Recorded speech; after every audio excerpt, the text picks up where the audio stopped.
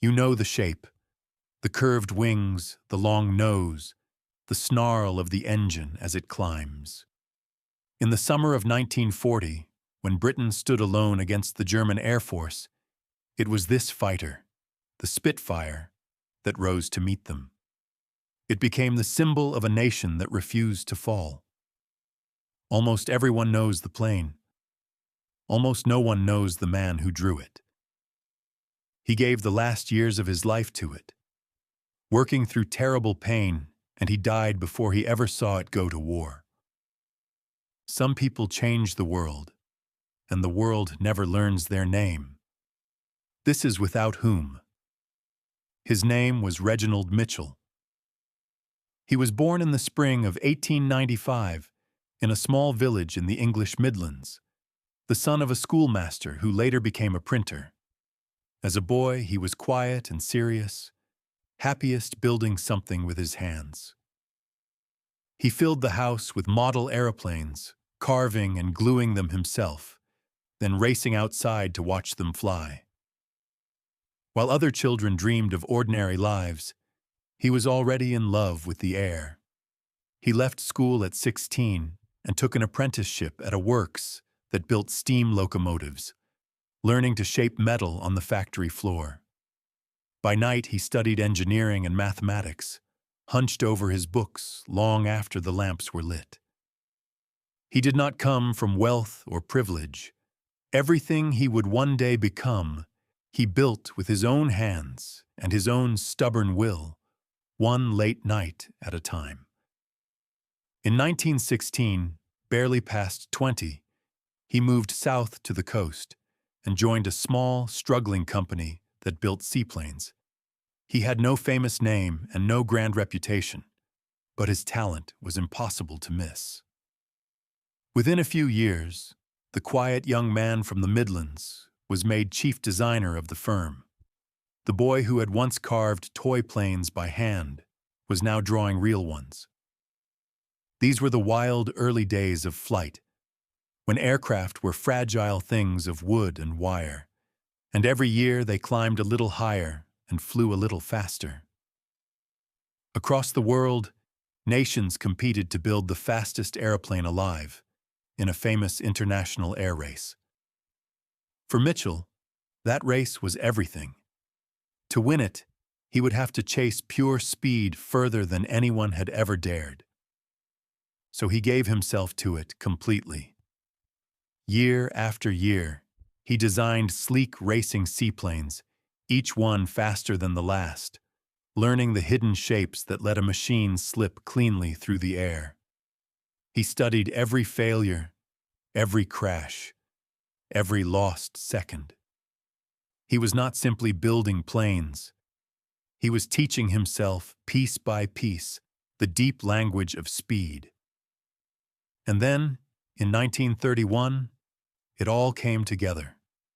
His racing seaplane flew faster than any aircraft in history, breaking the world speed record at more than 400 miles an hour. It won the great air race outright, securing the trophy for Britain forever. A boy from a printer's house had built the fastest machine that humankind had ever flown. Overnight, he was celebrated as the finest aircraft designer in the country. Vast crowds had watched his machines shriek across the water in a blur of silver and spray, but Mitchell was already looking past the glory. He had learned how to make a machine fly faster than anyone believed possible, and he had begun to wonder what such speed might be used for if the world were ever to turn dark again. Because the world was turning dark. Across the narrow sea, a new and dangerous power was rising and rearming, building an air force unlike anything the world had seen. Mitchell could feel the storm coming, and he became consumed by a single idea: to take everything he had learned about speed and pour it into a fighting machine. A small, fast aeroplane that could defend his country from the skies above it. But just as he reached for that dream, his own body betrayed him.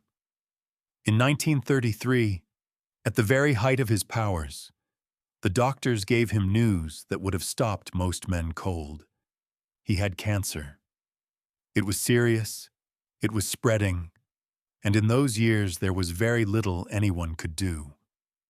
He underwent surgery that left him permanently changed and in constant discomfort.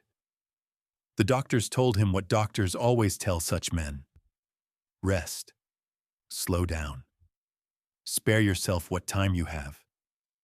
He was not yet 40 and had every reason to stop, to spend his remaining days in quiet and comfort. Instead, he chose the opposite. He went back to work. With the threat of war growing and his own time running short, Mitchell drove himself harder than he ever had before. He poured his fading strength into one design above all others, the fighter he had dreamed of building. His colleagues watched him labor through pain that would have broken almost anyone, refusing to stop, as if he already knew there would never be enough days.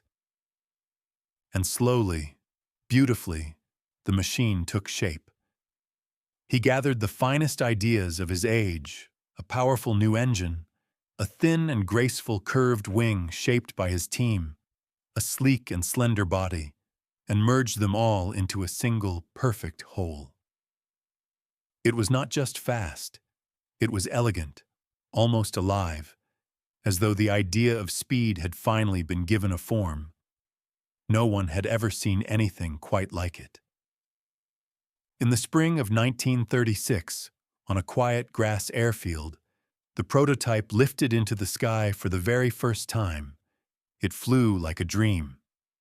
As the story is told, the test pilot landed, climbed down, and said simply, "Do not touch anything." The machine was nearly perfect already. Within months, before the testing was even finished, the government ordered hundreds of them. Mitchell had done it. But even as his creation rose into the air, his body was failing. The cancer he had fought returned, stronger now, and this time it would not be beaten. He traveled abroad seeking any treatment that might buy him more time.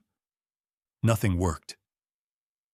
In early 1937, too weak to go on, he was finally forced to put down his pencil and give up the work that had been his whole life. On a June day in 1937, Reginald Mitchell died at home, surrounded by his family. He was just 42 years old.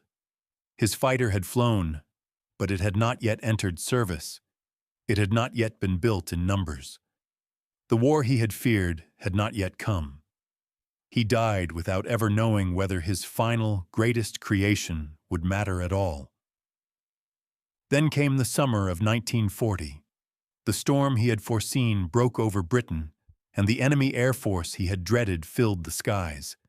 And rising to meet them, again and again, were his machines, the fighters he had drawn in his final dying years. Young pilots climbed into them and saved their country. Almost none of them knew the name of the quiet, sick man who had given them their wings. More than 20,000 of his fighters would eventually be built.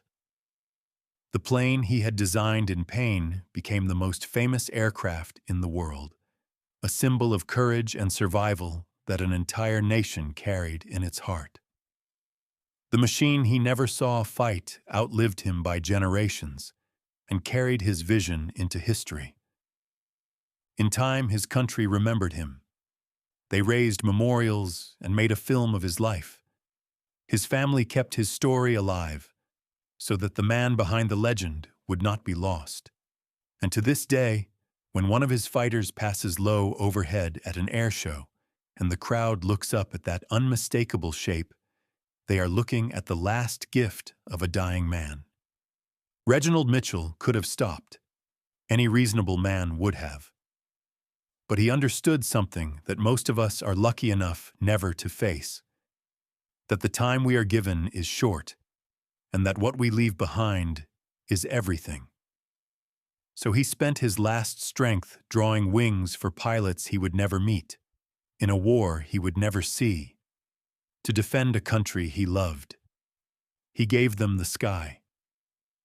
The world you live in was built by people you have never heard of. And now, you know one more name. Reginald Mitchell. Like and subscribe and stick around because the textbooks left a lot out. Thanks for watching.